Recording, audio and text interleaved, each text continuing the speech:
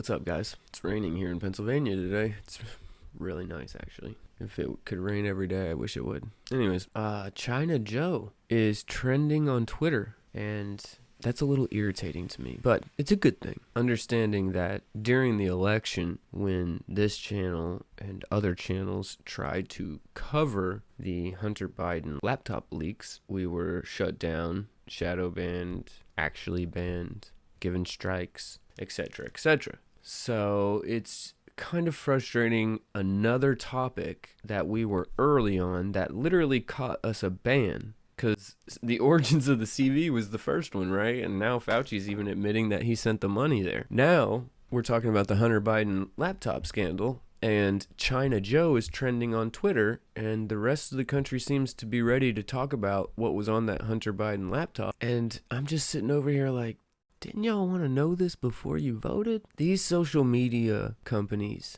they censored this information intentionally to prevent people from finding out about it in order to support their candidate. That's what happened a few months ago. And what's happening now is essentially disclosure, right? Because they have to eventually admit that everything that went on a few months ago actually happened. And that's what they're in the process of doing. They dull it down and they divvy it out very slowly over time so that it doesn't raise too much of a stink. But frankly, this smells like I've had 2 strikes, 4 weeks banned off of my channel for 2 episodes about 2 topics that the social media oligarchs have done a 180 on now. And now the video that I got struck on would have been perfectly fine to put up now. It's actually kind of unbelievable. So with the rest of the world talking about China Joe and talking about what was on the Hunter Biden laptop, and let's just real quick, let's mention about the laptop. The okie doke that the news media did with the laptop was to convince everybody in the world that the only thing on Hunter Biden's laptop were pictures of him in consensual sexual escapades with adults and doing drugs and looking generally stupid. And everybody and their mom all said, well, why on earth would we care about that? And anyone who said, well, actually, there are some pretty significant details here detailing how Hunter Biden worked for the big guy, Joe Biden, taking bribes from Chinese nationals, even the head of Chinese intelligence, thanking Hunter Biden. Now, see, most people, they don't know about that. They only know that Hunter Biden had this Russian disinformation campaign against him, and it shows him doing some stupid things sexually, and he's a drug addict, and it's really just a dark place where conservatives go when they try to bring that up. They honestly have no clue the business end of that laptop, the emails. Rudy Giuliani, of course, went through it line by line, and that's why they're going after him using lawfare. But as with a lot of things that they attempt to squash, this is going to come to the surface. Channels like mine and other channels spearhead this information into the public conscience so that eventually it doesn't matter if the mainstream media censors me, bans me, or deletes me. The truth is attractive to people. It's a very small group of people, but those people who find the truth attractive, they do not care how hard they have to work to get it. It's funny because I was watching a Russell Brand episode of his podcast, and this is kind of like what kicked this whole thing off. Glenn Greenwald was on there, and he was saying that everybody needs to become internet savvy, or at least somewhat tech savvy, so that we can all be responsible for all of our own information that we intake. This is what Russell Brand is suggesting when he finds out that it was bank transactions and history of kickbacks and all the things that were on the laptop. It wasn't just drugs and whores. And Russell Brand found that out talking to Glenn Greenwald, and he had the same reaction that a lot of progressives do. They're like, oh, wait a minute, I thought that was just personal bullcrap between Hunter Biden. No, I actually remember, I think it was Laptop Leaks Volume 2, where I said, we have got to stop calling this the Hunter Biden laptop scandal, because the scandal was about the man running for president, taking kickbacks from Ukrainian officials, him forcing his son to run as a bagman, but they immediately dismissed that as conspiracy theory, and then in order to solidify the okie doke, they feed out some information that makes people look horrible who are looking into it. Because understand, people who are just dismissing the Hunter Biden laptop story, they're hearing that all there is on there is personal stuff. And yes, some of it's bad. But in their mind, they're thinking, these people going after Hunter Biden, guy with an addiction, just doxing all his personal stuff on the internet, da-da-da-da. No. That's what the intelligence agencies want you to think we're interested in. Honestly, I wish I had never seen any of it. Some of it made me want to pour bleach in my eyes. What I really was interested in were the emails, the stuff that Rudy Giuliani went through line by line. About 15% going to the big guy from Ukrainian oligarchs. You know, the worst part about the Hunter Biden laptop thing is that Hunter Biden is sick. He is sick. And his dad, who is our president of the United States now, takes this clearly sick man, clearly an addict, and sends him to Ukraine and China as a freaking bag man on what is essentially a mob operation. That was the worst part about the whole thing. And the reason why is because the CCP, right, the government of China, and let's specify the government of China, right? We shouldn't have to, but we do. So we are, okay? The government of China is evil. It's utterly evil. And it's accepted evil in the world. Billions of people all being forced under this one-child policy, having forced abortions put on them. We've accepted China's evil as long as I've been alive. But we don't like to look at it, right? Because it's hard looking at evil. Especially when it's evil that is facilitating the Nikes that are on your feet or the cutlery in your kitchen, the iPhone in your pocket. It's not a pleasant topic to look at. But recently, some news stories about the account of a Uyghur Muslim from Kazakhstan who escaped, and she did some interviews back in 2018 when she first escaped, and she's doing interviews again now because she's got her established residency in Sweden. She was forced by the CCP to work as a teacher at one of the Uyghur re-education camps, as they're calling them. They're concentration camps, but whatever you want to call it. All right.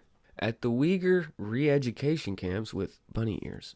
The reason why is because she spoke fluent Mandarin. So she was there to teach these, and see if you can recognize what I'm saying here, but she was there to teach, in the eyes of the CCP, these poor, backward, dumb, bigoted, religious folk. They're getting re-educated in line with the communist ideology, right? Now, all my life I've heard how re-education camps will never happen here. You know, that flew in the face of the fact that we had them for the Japanese during World War II in America. It flew in the face of the fact that actually we had them at the time people were saying that in China. But they're saying, oh, that would never happen here. Let me ask you a question. Let's say, okay, fine, it'll never happen here. But let me ask you, if it did happen, who would be getting re-educated? What side do you think would be operating the re-educating camps? And what side would be the victim of the re-educating camps? China is operating on its what do they call it, like their 40-year plan or whatever, to take over the world. And the first part of that was to assimilate all of the people in China to the Han Chinese ideology. So that meant assimilate all of the cultures they had in mainland China. That's what these re-education camps are about. That's what's going on. The next part is for them to start annexing countries that are local to them, like Taiwan and Japan. After that, the plan involves them going to Europe and taking over the continent. And it's just out there. We just allow it to go.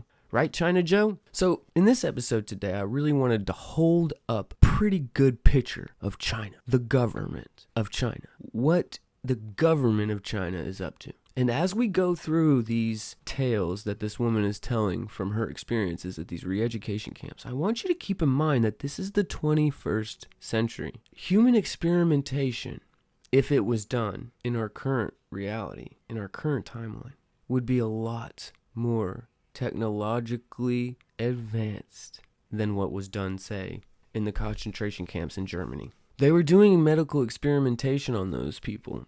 Just imagine what they're doing now. Consciousness transfer, hybridization. Guys, this stuff is not science fiction. The only thing holding us back from doing it is the ethics. Well, there's no ethics in a gulag. 1 million people are jailed at China's gulags. I managed to escape. Here's what really goes on inside. Torture. Metal nails, fingernails pulled out, electric shocks take place in the back room. Punishment is constant. The prisoners are forced to take pills and get injections. It's for disease prevention, the staff tells them. But in reality, they are the human subjects of medical experiments.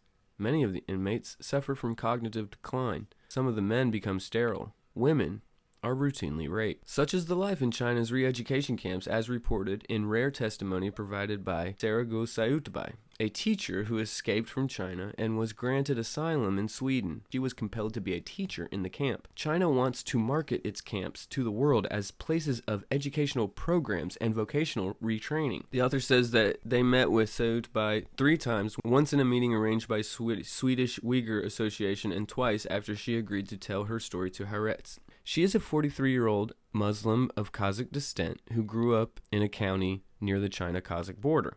A large number of camps have been established in that region over the past 2 years as part of the regime's struggle against what it terms 3 evils: terrorism, separatism, and extremism. Sound familiar? I really want you guys to understand. Terrorism, separatism, and extremism. Those words are being used by China to incarcerate their Uyghur Muslims, okay? It is not uncommon for socialism or communism to use these types of words to radicalize a group that they want to target in the public's eye. Domestic violent extremists, anyone? At the end of 2016, the police began arresting people at night secretly. It was a socially and politically uncertain period. Cameras appeared in every public space. The security forces stepped up their presence. At one stage, DNA samples were taken from all members of minorities in the region, and our telephone SIM cards were taken from us. That is a haunting description of how the security state just quickly, before people could even really get their bearings, just clamped down on everyone. It's amazing. And then she just goes on to describe how they all were called to the town square one day, and they announced that they were going to be creating these new re-education camps to help stabilize the situation. By stabilization, right? Stabilization, because we went over Yuri Bezmenov and ideological subversion, so we know that China is in its stabilization phase. That's not where we're at here in America. We're in destabilization. They're still tearing us down. In stabilization is when they basically rid the population of anybody who they deem incapable of getting behind the communist agenda. They call that stabilizing things. Making millions of people disappear. That's stabilizing it. All right, just so we're clear. By stabilization, the Chinese were referring to what they perceived as a prolonged separatist struggle waged by a Uyghur minority. Terrorist attacks were perpetrated in the province as far back as the 1990s and early 2000s. Following a series of suicide attacks between 2014 and 2016, Beijing launched a tough no-holds-barred policy. Now, when I read that paragraph, it sounds to me like China faked a bunch of bullshit so that they could lock up the Uyghurs. Now, why do I think that way? Because I've seen what they're doing here. You guys, I hope you're starting to understand that what's going on in China is not very different than what's going on here. The only difference is that China Joe doesn't have us as far down the line as China is. But it's coming, you guys. It's coming. If we don't stand up to this, what I'm reading to you now, is coming here. I know, it sounds unbelievable. And the people who are going to be getting, quote, re-educated live in flyover country. She goes on to say that in January 2017, they started arresting people who had family members who lived abroad, which her husband and her daughter lived abroad. So she got picked up and interrogated, pretty vicious beatings and such. And eventually, after this occurring several times, she got brought to one of the education camps. She was told she had been brought there in order to teach Chinese and was immediately made to sign a document that set forth her duties and the camp's rules. I was very much afraid to sign. It was there that if I did not fulfill my task or if I did not obey the rules, I would get the death penalty. The document stated that it was forbidden to speak with the prisoners, forbidden to laugh, forbidden to cry, and forbidden to answer questions from anyone. I signed because I had no choice. And then I received a uniform and was taken to a tiny bedroom with a concrete bed and a thin plastic mattress. There were 5 cameras on the ceiling, one in each corner and another one in the middle. Sound like 1984 to you? There were almost 20 people in a room of 16 square meters, she says. There were cameras in their rooms too, and also in the corridor. Each room had a plastic bucket for a toilet. Each prisoner was given 2 minutes a day to use the toilet, and the bucket was emptied once a day. If it filled up, you had to wait until the next day. Their hands and feet were shackled all day, except when they had to write. Even in sleep they were shackled, and they were required to sleep on their right side. Anyone who turned over was punished. There were specific hours for learning propaganda songs and reciting slogans from posters. I love China. Thank you to the Communist Party. I am Chinese, and I love Xi Jinping. Now remember, when China was getting hit with the CV and was releasing all those propaganda videos out to us, remember were catching a lot of flack for CV being in the prisons, and they said, well, no, we'll release, look at these people dancing and singing in these camps. Those people were in a re-education camp. They're in a gulag, you guys. We have modern day gulags on this planet where millions of people are being treated this way. And our president's name is China Joe? The afternoon and evening hours were devoted to confessions of crimes and moral offenses. Between 4 and 6 p.m., the pupils had to think about their sins. Almost everything could be considered a sin, from observing religious practices and not knowing the Chinese language or culture to immoral behavior. Inmates who did not think of sins that were severe enough or didn't make up something were punished. All the meals included watery rice soup or vegetable soup and a small slice of Chinese bread. Meat was served on Fridays, but it was pork. The inmates were compelled to eat it, even if they were religiously observant and did not eat pork. Refusal brought punishment. The camp's commanders set aside a room for torture, which the inmates dubbed the Black Room because it was forbidden to talk about it explicitly. There were all kinds of tortures there. Some prisoners were hung on the wall and beaten with electrified truncheons. There were prisoners who were made to sit on a chair of nails. I saw people return from that room covered in blood. Some came back without fingernails. There was an old woman in the camp who had been a shepherd before she was arrested. She was taken to the camp because she was accused of speaking with someone from abroad by phone. This was a woman who not only did not have a phone, she didn't even know how to use one. On the page of sins the inmates were forced to fill out, she wrote that the call she had been accused of making never took place. In response, she was immediately punished. I saw her when she returned. She was covered with blood. She had no fingernails, and her skin was flayed. Sautbai says she witnessed medical procedures being carried out on inmates with no justification. She thinks it was done as part of human experiments that were carried out in the camp systematically. The inmates would be given pills or injections. They were told it was to prevent diseases, but the nurses told me secretly that the pills were dangerous and that I should not take them. The pills had different kinds of effects. Some prisoners were cognitively weakened, women stopped getting their period, and men became sterile. That, at least, was a widely circulated rumor. Fate of the women in the camp was particularly harsh. On an everyday basis, the policemen took the pretty girls with them, and they didn't come back to the rooms all night. The police had unlimited power. They could take whoever they wanted. There were also cases of gang rape. In one of our classes I taught, one of those victims entered half an hour after the start of a lesson. The police ordered her to sit down, but she couldn't do it. So they took her to the Black Room for punishment. Tears stream down Sautbai's face when she tells the grimmest story from her time at the camp. One day the police told us they were going to check to see whether our re-education was succeeding, whether we were developing properly. They took 200 inmates outside, men and women, and told one of the women to confess her sins. She stood before us and declared that she had been a bad person, but now that she had learned Chinese, she had become a better person. When she was done speaking, the policeman ordered her to disrobe and simply raped her, one after the other, in front of everyone. While they were raping her, they checked to see how we were reacting. People who turned their head or closed their eyes, and those who looked angry or shocked, were taken away, and we never saw them again. It was awful. I will never forget the feeling of helplessness, of not being able to help her. After that happened, it was hard for me to sleep at night. Sautbai's account of sexual assaults has recently been significantly reinforced by accounts from other former inmates in camps published by the Washington Post and the Independent in London. A number of women stated that they were raped. Others described coerced abortions and the forced insertion of contraceptive devices. They were stopping cars at every corner, checking our phones, coming into our homes to count the number of people inside, people getting detained for having photos of Turkish movie stars on their phones, new mothers separated from their babies and forced to work in factories like slaves, children being interrogated at school about whether their parents prayed, and that there were prohibitions on head coverings and possessing a Quran. Here's China's response. Her account is total lies and a malicious smear attacks against China. They never worked in any vocational education and training center at the re-education camp and has never been detained before leaving China, which she did illegally, it added. And now she's suspected of credit fraud and unpaid debts. So you can choose not to believe this woman. And then once you keep doing your research, you can choose not to believe the hundreds and thousands of other first-hand reports. But that's the only thing you can do. Because if you believe this woman, then it should call you to action. The fact that our president's nickname is China Joe, the one country that has millions of people in re-education camps, is the country that our president's nicknamed after. Like, share, subscribe to the channel, guys. If you'd like to donate to the channel, all the ways to do so are in the pinned comment below. Peace.